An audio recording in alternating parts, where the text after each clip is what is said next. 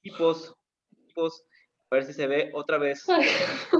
¿Me alcanzan a ver? ¿Alcanzan a verme? Bien, Sí. muy bien. Ya me falta nada más, así que se vayan conectando. Entonces, estamos con la parte del costo, la cultura, me importa mucho. ¿Qué tal, tal vez a lo mejor mi proveedor es de Sri Lanka?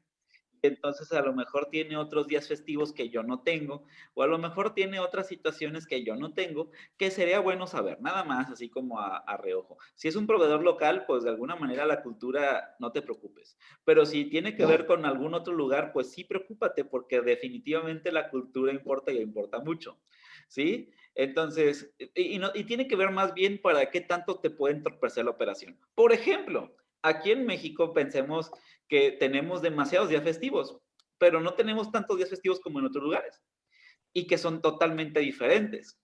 ¿Sí? Por ejemplo, nosotros celebramos el 10 de mayo y nadie más en el mundo celebra 10 de mayo. ¿Sí? Entonces, eso puede, por ejemplo, si yo soy proveedor y le proveo a Canadá, Canadá no le va a importar 10 de mayo, pues dice, ¿y eso qué? O por ejemplo, si me voy a un país musulmán, un país islamista, un país budista, un país taoísta, pues en teoría las fiestas decembrinas, pues, ¿sí? Entonces, como, ¿por qué? O sea, y el punto es que puede entorpecer la operación la cultura, o puede facilitar, o no se me doy a entender, que es algo importante de ver al menos, ¿ok? Y pues la parte de que si son limpios, son legales, la empresa en donde estoy es legal. Por ejemplo, al negocio de Fátima de al peso el kilo de jitomate que yo me los había robado en una cubeta no parecía muy legal. Entonces, muy probablemente a partir de eso, pues bueno, entonces no creo que sea tan buen proveedor ese cuate que te pone a peso el kilo de jitomates dándotelos de un tinaco que se había robado. Entonces, es importante porque después ustedes saben que por impuestos es mejor tener un proveedor legal que ustedes pueden después deducir. Y la eficiencia de la comunicación. La comunicación es clave para todo. Una buena comunicación al final del camino te evita muchos problemas. Y ustedes lo saben. Cuando no existe una buena comunicación, existen los problemas. A todo. Y también en los proveedores. ¿Sí? Entonces, pues bueno, siempre es importante ver qué tan bueno es comunicándote. Si de la nada el proveedor te dice, por cierto, 5 pesos más caro. ¿Por qué? Sí, que te empieza a decir la relación de proveedoría y empieza a darte comunicación y es clave. Por ejemplo, lo que pasó el día de ayer, a mí se me hace como, bueno, al día de antier, perdón, ya me pasó un día extra. El día de antier con lo que pasó con los pobres trabajadores del Estado, que ahí lo dejaré, ¿no? Lo de la huelga, que porque no le están pagando, etcétera, etcétera, etcétera. Creo que parte fundamental del error o de la conveniencia política, al menos, fue que, oye, si no tenías dinero, dilo desde septiembre. O sea, si no ibas a pagar en julio, dilo desde septiembre del año pasado para que la gente ahorre. No lo digas justo en el día. ¿Por qué? Pues porque la gente esperaba ese dinero, ¿no? No sé si alguien de ustedes tiene un familiar de gobierno del Estado o que haya visto en Facebook esa situación, pues al menos se me hace bastante compleja. ¿Sí? Que digas, por cierto, no había dinero. Pues ¿Mande? no un familiar, pero tenemos así como una amistad muy, muy cercana, el cual ahorita, pues o sea, la que recibe el dinero, así como la que es trabajadora del Estado, es la que más que nada mantenía toda la casa, ¿no? Y iban así como que, pues ya se habían como que comprado que un auto y todo eso, y ya, o sea, como que no, y las mensualidades no muy baratas y pues aparte el costo de la casa y ahorita está que, o sea, está muy, muy mal, Ya o lo sea, muy sé. preocupada.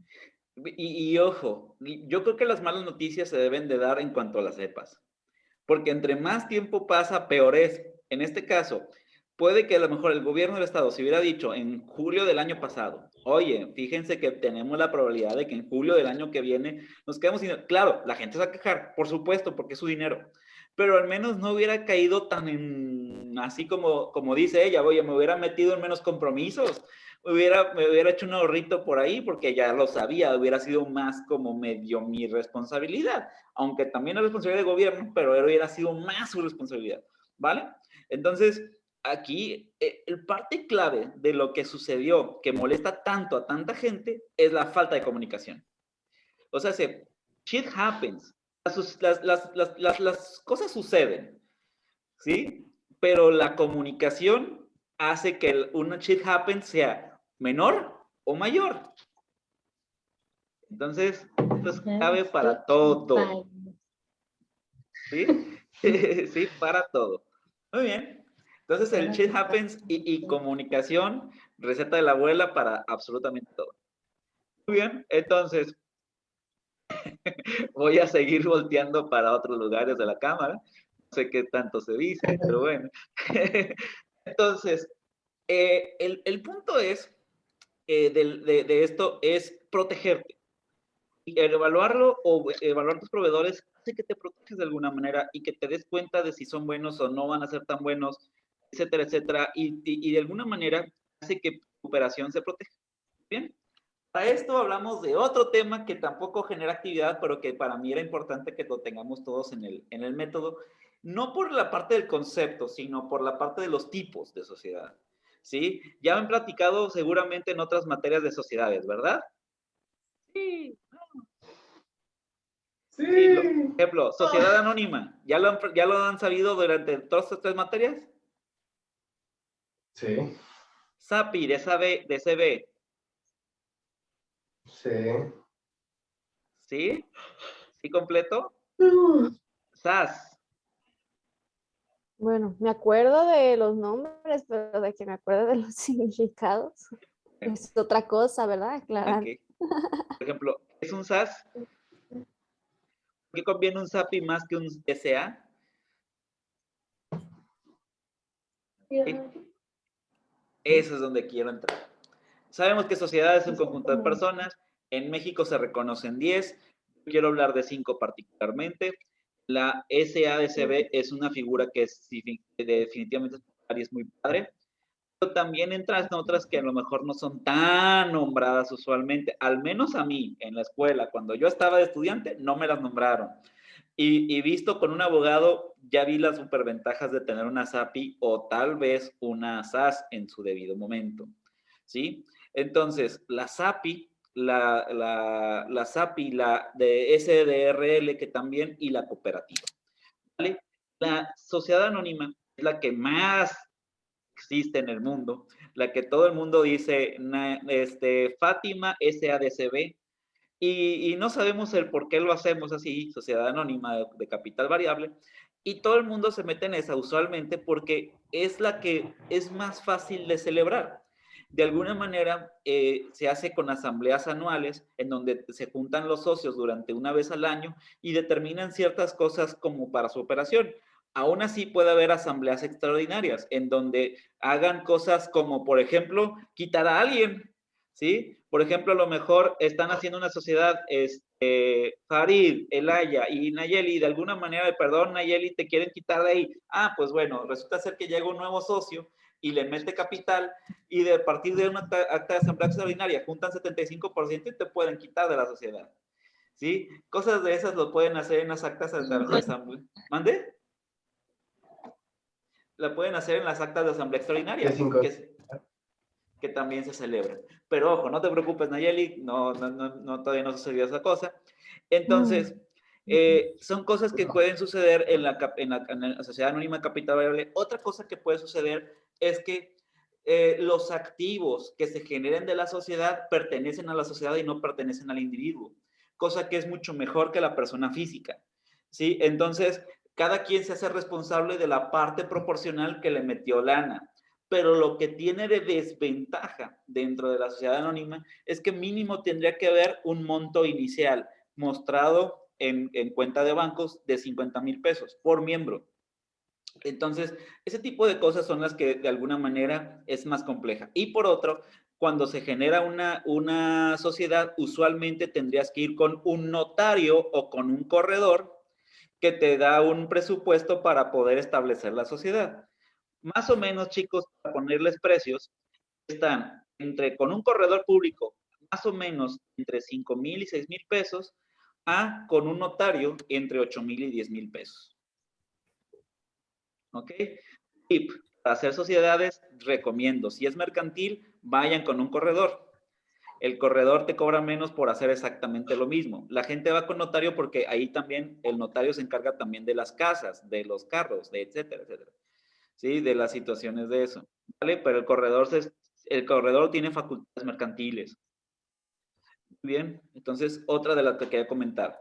La sociedad de responsabilidad limitada literalmente pues nada más te obliga a cierto número y la cosa es que la desventaja principal es que está limitada a 50 socios. No puedes tener más de 50 socios, pero piénsalo, en una empresa grande dices, oye, 50 socios pues más que nada, no hay problema. Pero en una empresa, por ejemplo, ya que es pública, pues ya no te permite hacer demasiados movimientos, no te permite meterte mucho a la bolsa, tienes que hacer muchos cambios de regímenes para poderlo hacer, ¿vale? Entonces la responsabilidad limitada está padre porque también te limita solo a sus acciones, pero la bronca es que solamente puedes meter hasta 50 personas y entonces es más difícil hacerla pública.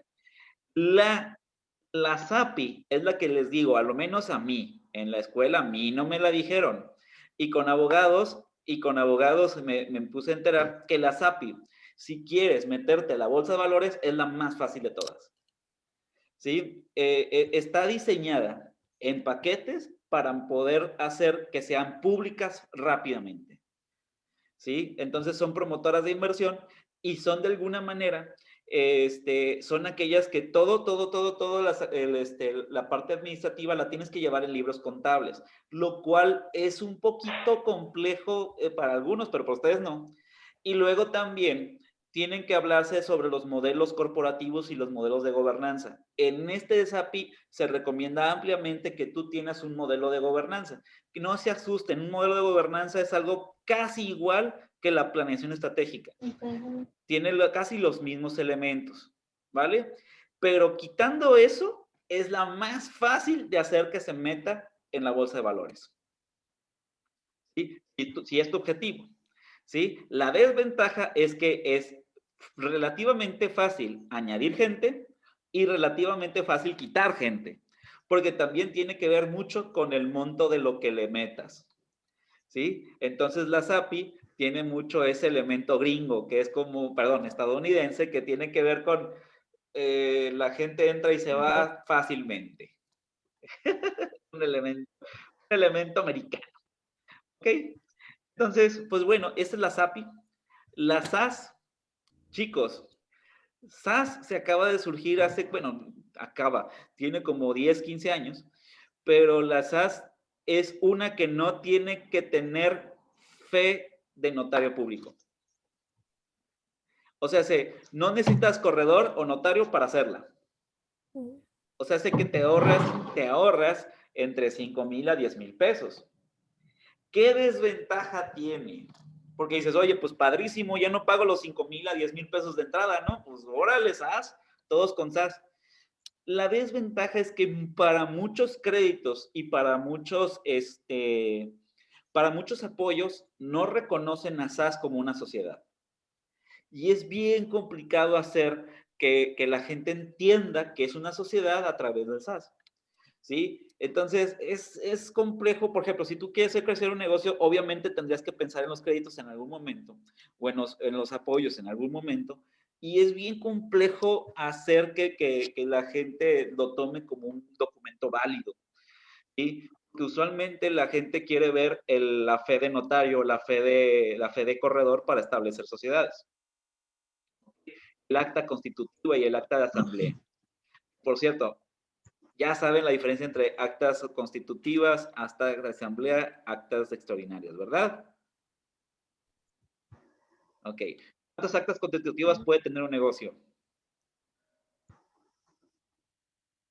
Una. Excelente. Solamente es su nacimiento. ¿Cuántas actas de asamblea puede tener un negocio? Usualmente cada año debería haber una.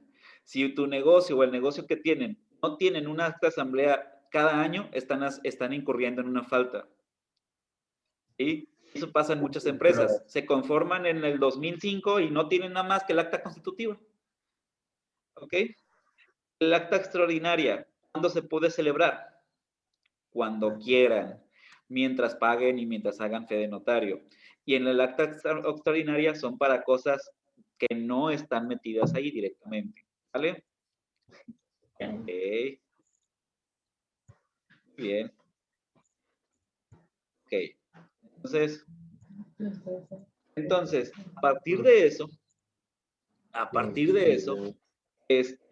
el acta de acciones simplificadas va por ahí. La de cooperativa tiene que ver, en este caso, cuando todos son miembros, ¿no? La sociedad cooperativa en donde todos son miembros y usualmente los clientes también son miembros. ¿Bien? En donde la sociedad cooperativa puedes meter un montón de gente y que esté aportando una cantidad voluntaria. Usualmente hasta las cajas populares suelen tener sociedades cooperativas. Bien, entonces, lo que quería comentarles de eso es que dentro de los requisitos también y de las sociedades cooperativas y todos estos, ocupan nada más, siempre recuerden, protocolicen sus actas, ya sea constitutiva o de asamblea ordinaria o de asamblea extraordinaria. Cuando observen las asambleas ordinarias, usualmente son programadas y tienen que ver para establecer presupuestos y para ver en qué van a gastar y ocupan 51% de los accionistas. Si no existen 51% y 51% de aprobación, no puede efectuarse. La extraordinaria puede sacar gente y puede cambiar actas constitutivas y el 75% del para que vida de que funcione. ¿Ok? Toda acta constitutiva tienen que checar o se checa para cambiar el objeto social, que es a lo que te dedicas. Y las empresas hacen un chorizote de información diciendo de todo lo que se pueden dedicar. Tienen que checar los poderes. Por ejemplo, hacen una sociedad María, Nayeli, Farid, Elaya, todo el salón, Bernabé, Fátima, hacen una sociedad juntos, pues checar quién tiene poder de qué. Y a la hora de hacer actas de asambleas extraordinarias podían quitarle poderes o poderle poneres a otra persona. Me pasa bastante, o no me pasa, nos pasaba bastante anteriormente que de alguna manera u otra, por ejemplo, llega Yasmín, quiere un crédito y está en una sociedad con Farid y con Elaya y con María y con Fátima. Ok, quiere un crédito. Ah, chido, te pido acta constitutiva y resulta ser que en el acta constitutiva ella no tiene poder para pedir un crédito. Pero ella dice, es que, pero ahorita yo tengo el poder. Ajá, ok, tráeme un documento que avalga que tú tienes el poder. Fíjate que no lo tenemos, vamos a juntarnos en acta de asamblea extraordinaria. Mientras no exista esa acta de asamblea extraordinaria en donde te faculten para tener un poder, no tienes ningún poder. Entonces no puedes hacer absolutamente nada, a menos de que el representante, el que sí tenga el poder, te dé una carta de poder, literal. Pero eso puede ser la diferencia entre que alguien vaya por un crédito o no, o que alguien pueda hacer ciertas operaciones o no. Tú normalmente, por ejemplo, en ciertos lugares vas para aquellos que tengan la facultad. Con los que no tienen la facultad, discúlpenme, no te puedo atender. ¿Alguna duda, ansiedad al respecto? Entonces, siempre preocúpense que las personas que tienen designado el poder sean las que hagan los trámites. Bien, otra de las situaciones que quería platicar son las fuentes de financiamiento. Las maneras que uno puede conseguir dinero en estas épocas, ¿no? La primera, al final del camino, todos los negocios necesitan una fuente de financiamiento, sí o sí o sí. Sus recursos propios es bien complicado crecer o es bien tardado crecer. ¿Ok? Entonces, existen diversas maneras, me voy desde lo más básico hasta lo no tan básico, en donde pues, podemos hacerlo. La primera es la triple F. Triple F viene de la traducción en inglés, ¿verdad? ¿Ya se la saben? Friends, Family and Fools. ¿Sí? Donde son gente que tú puedes llegar, digámoslo, a través de pedir eso. De alguna manera depende de tu influencia, depende de tu suerte a conseguir dinero. Obviamente es la que menos compromiso requiere, porque se lo estás pidiendo literalmente, es una vaquita que le pides a tu familia, a tus amigos y a algunos curiosillos por ahí, ¿sí? Es una manera de llegar a tener negocio, sí, depende de tu influencia totalmente. En este caso yo no lo considero como una fuente de financiamiento porque, bueno, está en el posible, mucha gente lo utiliza como la fuente de financiamiento en lo particular. A mí no se me hace fuente de financiamiento porque simplemente depende de tu posición social. O sea, depende de dónde naciste, depende de quiénes son los que te juntas y depende de los amigos que tengas alrededor. para poder iniciar. Pero ojo, no hay que olvidarlos. A lo mejor una de esas son buena fuente de negocios. Y ya a partir de aquí, ya no importa tanto tu posición social. Crowdfunding. Otra fuente de financiamiento que usualmente son a páginas de internet, crowdfunding, que tienen que ver con donativos de masa, ¿sí? Existen muchísimas páginas de crowdfunding que te sirven para poder detonar proyectos en primera etapa. ¿Cómo funcionan los crowdfundings? Usualmente tú pides una cantidad, les dices una idea de proyecto y usualmente pides como un donativo para que la gente usualmente le meta lana por un producto o servicio que tú les des a manera de promesa. ¿Sí? Como estas preventas, como esta situación en donde tú sacas dinero. No hace mucho, de hecho, acabo de ver ahí un cuate que estaba haciendo su crowdfunding para decir, oye, si me donan, a partir de que me donen dinero y si yo llego al microfunding, les voy a dar el 4% de lo que estén dando como retorno de inversión anual. Ah, órale, a lo mejor alguien puede entrar. Pero pueden ser hasta más sencillos, pueden ser hasta proyectos sociales en donde digan, ¿sabes qué? Si a partir de que me dones $100, yo te voy a dar una playera, te voy a dar un llavero, te voy a dar algo, ¿no? Entonces, a partir de eso puedes hacer eso. Hay crowdfunding que puedes ir hasta 2 millones de pesos. Ojo, sí, ayuda mucho los crowdfundings porque estás haciendo prácticamente una encuesta al mismo tiempo que estás pidiendo lana. Porque depende de tu grado de aceptación, lo que de alguna manera vayas jalando. Y esto es bien irónico.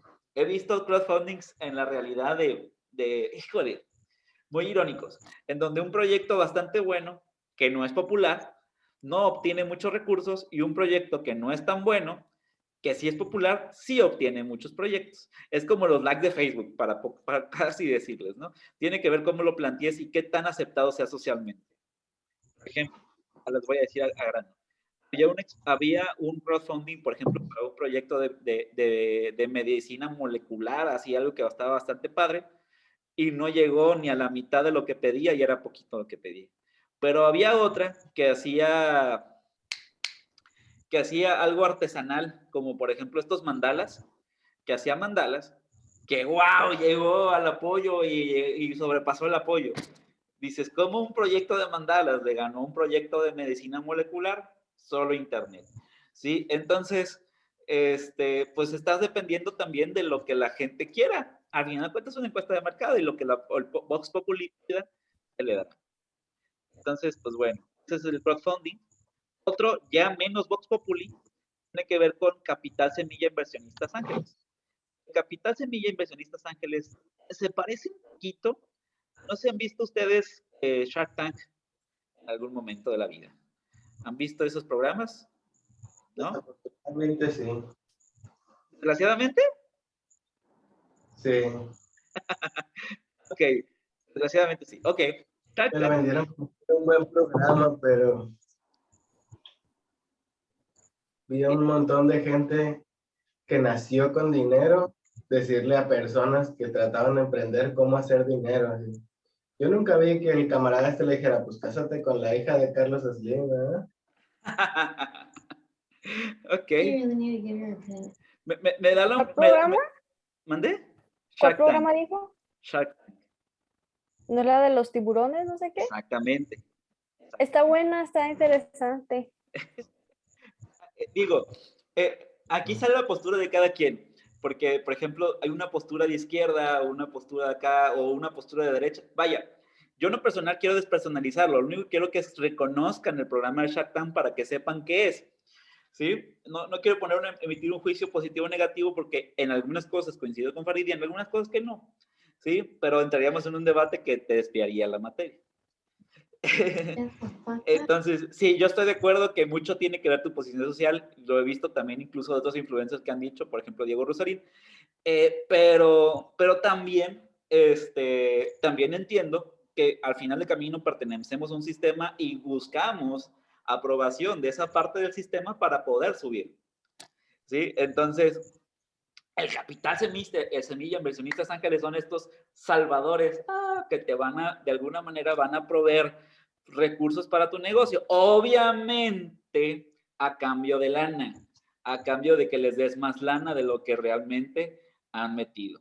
Y este es un círculo que podría ser gracioso y me interesa también para debate posteriormente, porque definitivamente empieza lo que es el money magnet, ¿no? O sea, empieza el imán de dinero. A partir de que tú llegas a una cierta escala, como la gente quiere tu dinero, va a proponerte cosas que te brinden más dinero. Y esto es algo bastante curioso, pero de alguna manera existen empresas completamente o personas completamente que solo se dedican a inversionar en capital semilla o inversionistas ángeles. Ojo, en inversionistas ángeles pasa algo bien curioso que podrían tenerlo en la mano.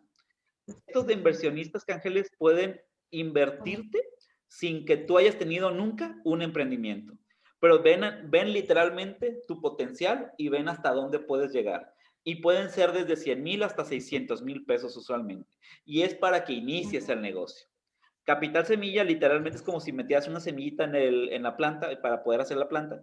Están apostando desde tu nacimiento de negocio. Obviamente quieren un rendimiento, no son hermanas de la caridad, ¿sí? Entonces, estamos pensando de que van a querer un rendimiento, pero ven en ti algo y que seguramente quieren. Existe suficiente inversión privada en México para poderlo hacer. Y el otro que se llama Venture Capital. Literalmente es capital de riesgo. Digamos que hay personas en este mundo esperando un nuevo Facebook, esperando un nuevo Instagram, esperando un nuevo WhatsApp. Estas empresas que se les denomina unicornios. Son estas empresas que son unicornios, empresas que una vez o dos o tres cada cierto ciclo se dan en la vida, ¿sí? Entonces son estas negocios de que, híjole, ojalá hubiera nacido en 1940 y lo hubiera invertido en McDonald's cuando apenas estaban haciendo. Bueno, por ahí va, ¿no? Estas empresas que invierten en ti y meten un riesgo brutal con tal de ver si tú eres el próximo que detonas. Para eso usualmente son negocios que ya están operando y que lo que quieren es mucho rendimiento. Ojo, son empresas de alto riesgo. La idea de ellos es apostar a 20 y que de esos 20 fracasen 19. Pero que ese uno solo les dé el dinero de 50. Y es el modelo de negocios de ellos. Entonces, el Venture Capital lo que hace es, le metes mucho dinero a la basura esperando que uno salga bueno, ¿sí? Entonces, espero que tú seas ese uno, que con ese dinero detones y hagas millonadas. Pero el Venture Capital, si les decía que el capital semilla, inversionista ángel, era difícil de acceder, el Venture Capital también. Pero ojo, una buena idea y un buen proyecto y una buena disciplina. Si estas personas ven en ti potencial para escalar socialmente, bienvenido sea. ¿Sí? Bienvenido sea, y pueden ser desde 500,000 pesos hasta 20 millones de pesos. Yo diría que un poco más, pero para que no causar demasiado raro, podrían ser hasta 100 millones de pesos sin problema, porque estamos pensando en dólares, ¿sí? Y hay gente que $1,000,000 se lo mete fácil a un Venture Capital, ¿sí? Entonces, pueden ser negocios de alta renta, de alta inyección de dinero, mientras la idea sea muy buena y tú lo acompañes con ella. Bien, los fondos gubernamentales, aquí cada vez más escasos y los más solicitados. Los fondos gubernamentales son de los que seguidísimo la gente anda buscando que existan. Ahorita, antes existían lo que se llamaban los fondos perdidos. ¿Qué eran esto? Metías un proyecto, una idea de negocio. Y si el gobierno decía que va, te daba dinero para empezar a operar, lo cual estaba bastante padre en México. Pero resulta de ser aquí una crítica social. Mucha gente no destinaba el dinero para lo que decía que iba a hacer, ¿sí? Imagínate que, a ver, María pide un fondo de 300,000 pesos para iniciar un negocio de barbacoa y después de cierto tiempo sí le dan el recurso y llegan los del gobierno y dicen, oye María, ¿y el negocio? Pues fíjate que hubo unos 15 años y yo los puse, que no sé qué. Y entonces no hubo negocio y María se quedó sin dinero y ahora tiene que ver qué onda con el negocio como tal. Y entonces, gobierno al ver ese tipo de cosas y aparte todo lo que pudiera existir alrededor de la corrupción, he empezado a hacer otras métricas y ahorita ya no son créditos, ya no son fondos, son créditos, ¿sí? Que algunos tengan su dudosa procedencia, también. Ese crédito a la palabra, no crean que estoy tan familiarizado con ello. ¿Sí? Por ejemplo, crédito a la palabra, cosas de esas en donde pues, te prestan una lanita y si eres buena persona les regresas el dinero. ¿Sí? Pero de alguna manera existen estas maneras para apoyarte y quiero quedarme con eso. Quiero quedarme que de alguna manera son cosas que permiten a ti como usuario que tú puedas tener una mejor prosperidad. Y existe esto por parte del gobierno. ¿Vale? Ventajas. Yo la veo la ventaja de que pues existe la oportunidad de que prosperes con esto. La desventaja, piensen en los usuarios. Están metiendo de sus impuestos dinero para que tú funciones. Y si no funcionas, pues qué mala onda por los usuarios, ¿no? Entonces, es dinero que está sucediendo. Sin querer, ustedes están pagando de sus impuestos parte de esto. Entonces, para que lo tengan bien considerado. A ver, Nayeli, tú, si te veo, Fátima, ¿me escuchas? Sí, profe, aquí estoy. Excelente. Más que mi celular lo puse hacia arriba. Excelente, y sí, es que veo raro. María, ¿me escuchas? Sí, se escucha, profe. Sí, lo escucho. Excelente. Sí, nada más que quería corroborar algo, Yasmin. No sé, es que como María, estaba platicando con acá. ok. Vale. Entonces, voy con los fondos gubernamentales. Los concursos, por ejemplo, ahorita uno que está brindándose mucho, por ejemplo, de los bancos, hay muchos concursos sobre los proyectos, ¿no? O en general van a encontrar muchos concursos de mete tu proyecto y mete tu idea y puedes ganar 3,000, 4,000 pesos. Y hay un montón de gente mandando sus proyectos, lo cual tiene sus ventajas y tiene sus ventajas. Puede que sea de buena fe, puede que sea algo así bien padre y que puedas ganar hasta 100,000 pesos, hasta 20 millones, como dice ahí. Depende de qué tan bien hagas tu proyecto, pero ojo, también me llegó a pasar que existen muchas empresas, sobre todo aquí en Colima, bueno, a todos lados en realidad, que se dedican solamente a ganar concursos, que ya se desvían tanto de su operación que ya ni venden, están todos los años metiéndose en concursos para ver qué sacan. Y entonces han visto su modelo de crecimiento en concursos. Entonces, ¿en realidad están emprendiendo o están participando en concursos? ¿Sí? Esa es mi crítica a como tal los concursos. Y otra, sobre todo cuando son concursos de emprendimiento, y vaya que ahí sí me ha tocado estar, puede, si no está bien regulado, ser un problema para el que concursan. No sé si lo sepan. Pero, por ejemplo, imagínate, Farid, Yasmín y Fátima, con las mejores de las intenciones, lanzan su proyecto para poder hacer concursos en muchos lados, y resulta de ser que le dicen eso a un tiburón nada más ahí, que está al acecho y dice, híjole, es que no es mala tu idea, y de repente por abajo dice, va para mi idea, ¿no? Va para mis molinos. Y entonces que alguien te pueda replicar lo que tú quieras hacer. Consejo, un mal consejo, primero, dense cuenta de qué tipo de concurso es. Si lo ves muy informal, no digas absolutamente todo lo que quieres hacer. Ve ciertas protecciones para que de alguna manera no lo puedan replicar exactamente como tus ideas. Y busca ideas de negocios difíciles de replicar o con evoluciones. ¿Sí? ¿Dudas y ansiedades? ¿No? Y los bancos, quien quiera hacer negocio y quiera tener tenga una probabilidad de prosperidad muy alta, con un alto porcentaje de rendimiento, están los bancos. ¿Sí? Nada más que sepas que un crédito puede ir hasta como el 57% de CAT. Entonces, es una lanotota, pero también existen las cajas populares que son un poco más baratas. ¿Sí? Que tienen casi 24%, que de alguna manera, si tú tienes una alta rentabilidad y no tienes nadie que te apoye, están los bancos, ¿no? Entonces, este depende mucho de tu solvencia. Hay créditos más sencillos de 20,000, de 30,000, de 40,000, y hay créditos mucho más complejos de 3 millones de pesos. Depende de cómo has tenido tu historial crediticio, ¿vale? Si este es un problema si tú estás en buro de crédito, ¿sí? Pero si estás con un historial crediticio sano, es una buena opción si quieres empezar rápido y no necesitas a nadie, por así decirlo. Y no quieres meterte en este mundo corporativo de ver quién le agrada tu proyecto, ¿no? Entonces, bueno, tiene que agradarle el banco, pero ya es menos, ¿no? Entonces, tienes que tener respaldo económico. Ustedes ya ubican de los créditos bancarios.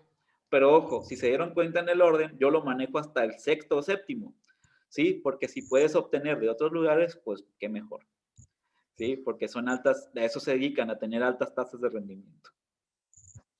Ok, me quedan 2 minutitos de esto y ya empiezo con la parte de lo plan financiero.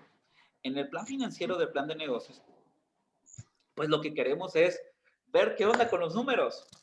Ya lo han visto en muchas materias, ustedes se han pasado viendo números, entonces me imagino que ya lo han visto en muchas materias y quiero trabajar con ustedes dos principales cosas o dos principales archivos. Uno que tiene que ver con el plan puesta en marcha y otro que se hace el cálculo de la TIR, BAN y punto de equilibrio. ¿Vale?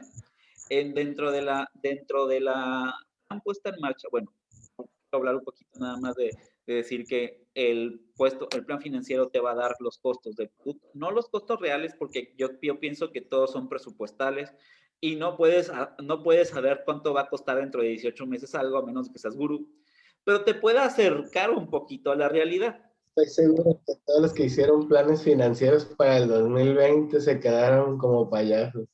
Claro, claro, claro. Yo siempre he pensado que los presupuestos de ventas, que los pronósticos financieros son imposibles de tener la certeza exacta de cómo vas, pero es un marco de referencia y que se puede modificar sin problema. ¿Sí? Entonces ahí yo me quedo con ese comentario. Nos volvemos a conectar porque me quedan 10 segundos de conversa.